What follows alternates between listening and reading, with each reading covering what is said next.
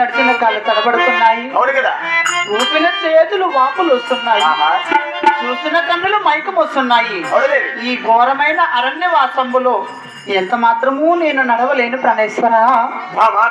నాకా అలాగైతే అక్కడ కనిపిస్తున్న తడవరం తగ్గిందా? అవును. కొంతమంది ప్రవళించి అలాగే మన పావులో బయలుదేరదామా ప్రాణేశ్వర?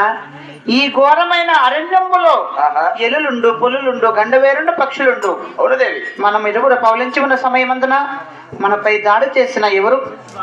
అదే విధముగా మన మహామంత్రిని పిలిపించి ఈ చోట కావలు ఉండమన్నా గాని మనం ఇరువురు కాసేపు పౌలిద్దాము ప్రాణేశ్వర. అలాగే బాబా కొండమదేవి. అలాగే నాదా. అవునా మహామంత్రి?